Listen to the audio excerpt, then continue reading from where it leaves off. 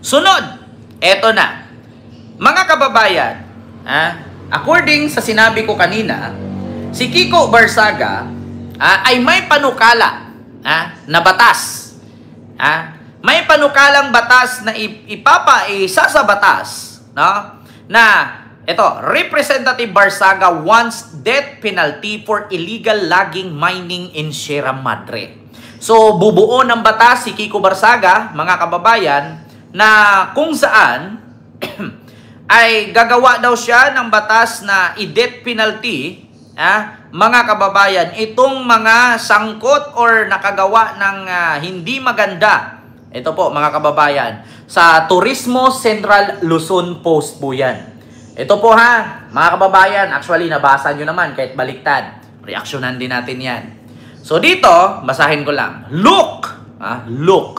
Representative Barsaga wants death penalty for illegal logging mining in Sierra Madre.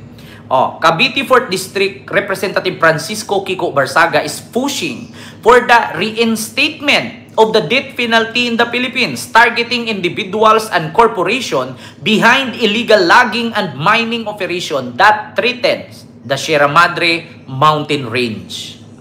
Barsaga emphasized that those who deliberately destroy the country's nature's defense against typhoon must face the harshest possible punishment. He asserted that protecting the environment, especially the Sierra Madre, is not just about preservation, but about national survival. Tama naman, mga kababayan. So ngayon, mga kababayan, sa lahat po ng mga sinabi ni Kiko, ngayon lang ako napabilib. Agree ako dito sa panukalang batas ni Kiko na sana hindi i-veto ni PBBM.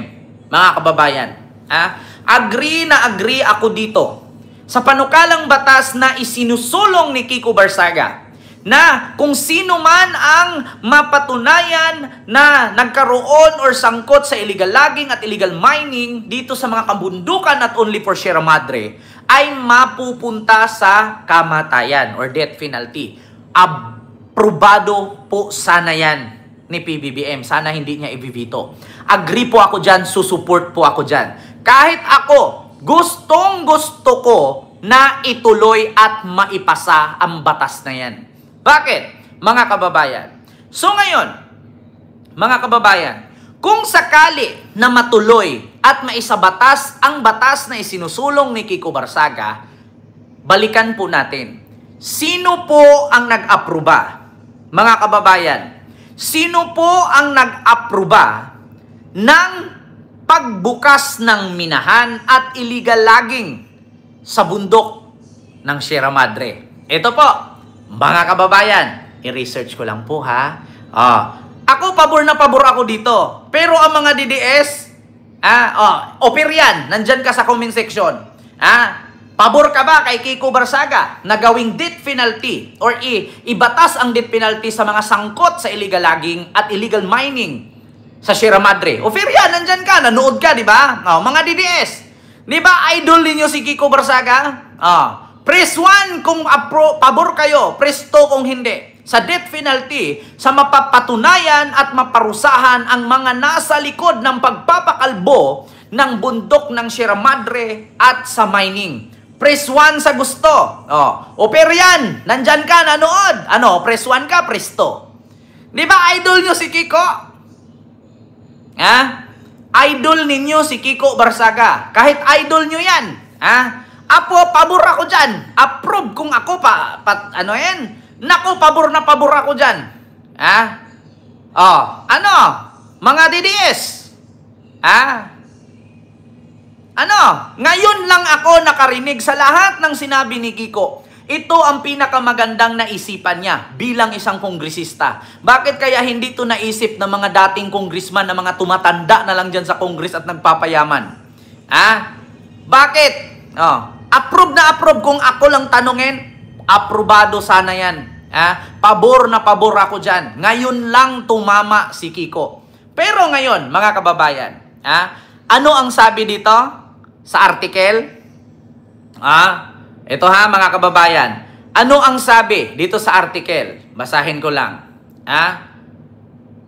Kiko Barsaga is pushing for the reinstatement of the death penalty in the Philippines, targeting individuals and corporation behind illegal logging and mining operation that threatens the Sierra Madre mountain range.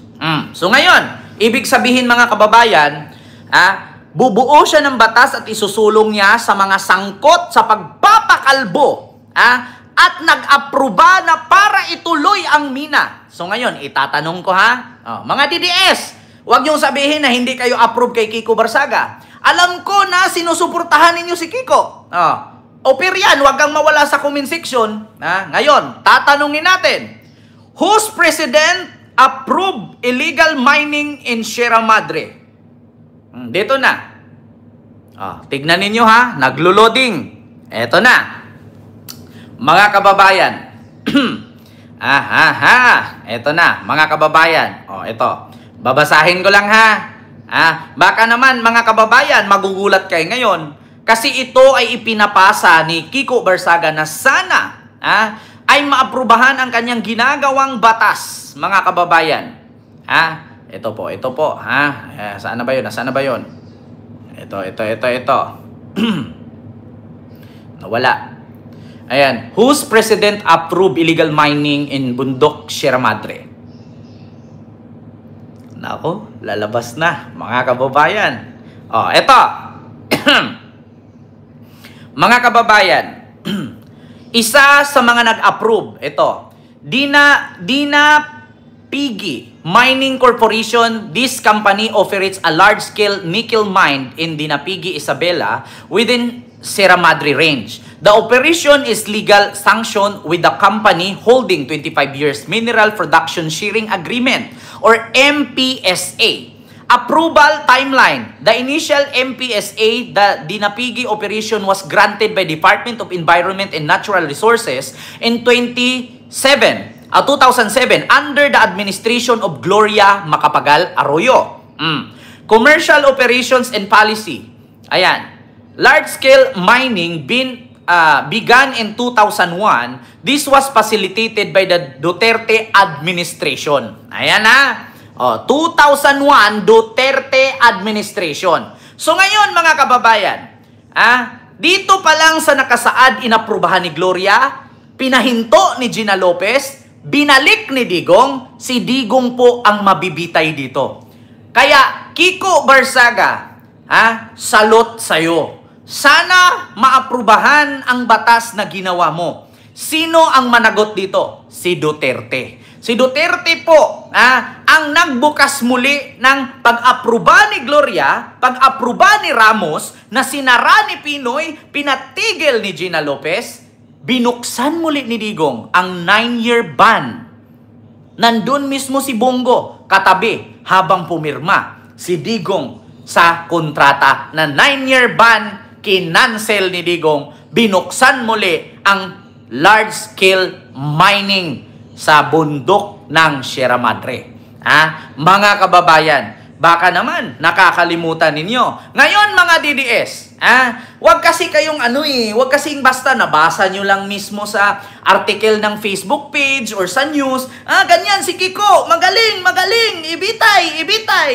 Hindi nyo ba alam kung ano ang nakalagay sa article? Kung may mapapatunayan ng mga nasa likod ng mga pag-aproba at sangkot sa illegal logging at illegal mining, ay sana mabitay. Yun ang batas na sinisulong ni Kiko Barsaga. So sino ba ang nag-aproba, mga kababayan? At sino ang nagbukas ng matagal nang nakasara na 9-year ban sa mga mining? Si Digong po, mga kababayan. Gusto nyo makita? Ito po siya, mga kababayan. Si Digong po ang nagbukas ng 9-year ban, mga kababayan. Na mismo, mga kababayan, ay tinanong po yan ni OG Diaz. Ayan po mismo, mga kababayan. Mismong si OG Diaz nagtanong. Pinaalalahanan ng bitiranong showbiz columnist na si OG Diaz, si Senator Bongo kasunod ng pahayag ng senador patungkol sa paggamit ng ilang pagsasamantala sa flood control project bilang gatasan. Ang sabi ni OG Diaz, sa litrato habang nakaupo si Duterte ay katabi at nakatayo sa likod niya si Go. Katabi po kayo ni Pangulong Duterte nung nilift ang ban ng mining, Senator Bongo. Napaka-close nyo po sa Pangulo para sabihin ang negative effect ng mining sa bayan natin. Na pagpatuloy, baha ang resulta ng pagtanggal ng 9-year ban sa mining. Mga kababayan. So ngayon, kung mapatunayan dito sa investigasyon kung sino ang nasa likod ng pag-aproba muli ng 9-year ban sa mining at nag-cause ng baha, landslide at pagpasok ng malalakas na bagyo, ay ibibitay. So ngayon mga kababayan, aprobado ko po kung ako lang ang tatanungin. Suportado ko rin po mga kababayan itong batas na isusulong ni Kiko Barsaga na death penalty sa mga mapatunayan at sangkot sa illegal logging at illegal mining. Si Duterte po ang nag-aproba niyan.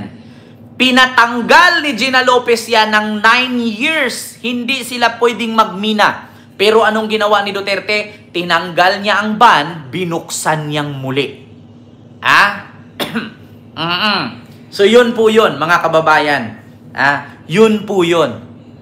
So ngayon, mga kababayan, sa mga DDS, susuporta ka pa ba kay Kiko Barsaga? Sino ba ang nasa likod ng pagpirma dito na tanggalin ang 9-year ban? Si Digong. Si Digong. Ito po 2021, facilitated by the Duterte administration lifting the nationwide ban on new mining agreement in April 2021 and the ban on open pit mining in December 2021. A movie widely criticized the environment group, the removal of staunch anti-mining advocate Gina Lopez as a DNR secretary during the Duterte administration was also seen as factor enabling for more mining project. Kaya po'y tinanggal ni Duterte si Gina Lopez bilang DENR secretary, mga kababayan. Dahil po ay kumakalaban si Gina Lopez, mga kababayan, dito sa open pit mining at illegal mining ni Digong. Kaya sa katotohanan po mga kababayan, ayan po ang patunay. Ako po ay suportado si Kiko Barsaga na ituloy ang bitay. Sana po mga kababayan, aprubahan ni PBBM ang bitay at kung sino ang masasangkot dyan. Si Bongo madadawit na naman dyan.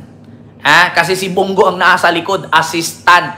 Kaya nga sa lahat po ng pangyayari sa ating bansa ngayon mga kababayan, si Bongo, si Digong, alam niya yan. Alam nila yan. At sila talaga ang nasa likod ng lahat ng kabulastugan, pagdudusa ng taong bayan sa kanilang ginawang kapalpakan. Diba? Diba, mga kababayan? Tama yan dahil kakaisan at pagsamantala sa kalikasan. Totoo yan, mga kababayan. Kung ako tatanungin, ay nako, approve! Huwag mong i-veto, PBBM, at nang malaman natin, kung makauwi man si Digong sa Pilipinas, ma-death penalty rin naman. Diba? Ano na? Mga DDS. Diba? Gustong-gusto nyo, Kiko Barsaga, sige Kiko, gawin mong ganyan yan, sige, dito lang kami, mga DDS. Hindi nila iniisip, kung sino ang nasa likod ng pag-aproba niyan, si Digong. Alam nyo, minsan mga DDS, alam ko naman bubo kayo pero alam nyo minsan, pinakita na ni Kiko Barsaga na kinakalaban na niya si Duterte. Imposibleng si Kiko Barsaga hindi nagbabasa ng balita at hindi nagbabasa ng mga Republic Act whatsoever tururot na pinirmahan ni Digong. Naging congressman ka pa kung ang trabaho mo puro ka lang ML. Diba? Diyos mio Marimar. Sige, mga DDS, approve. Support. Ngayon lang ako natuwa kay Meow Meow. Ngayon lang din ko narinig na may ginawa siyang tama. Sige, Kiko Barsaga, ipagpatuloy mo yan. Kasi pag napatunayan kung sino ang nag-aproba niyan, mabibitay. Patay na naman si Bongo. May 2 plunder case, may ICC warrant, tapos may bitay pa. Ayan na, sige, mga DDS, asan na kayo? Magbasa kayo ng article, hindi yung porket sabi ni Kiko, go ahead, sige, suportahan ka namin. Tapos ending din nyo nakita, si Bongo pala ang bibitayin. Si Digong pala ang bibitayin kasi sila ang salarin.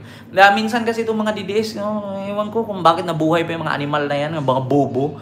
Porkit nakita nila na, sige, support kami. Tapos pagdating nila doon, bakit si Bongo ang nandiyan nakabitay? Si Bongo naman ang sangkot dyan eh. Si Bongo ang katabi ni Digong na pinirmahan nila yan, natanggalin nila ang 9-year ban at ipagpatuloy ang mining. Diba?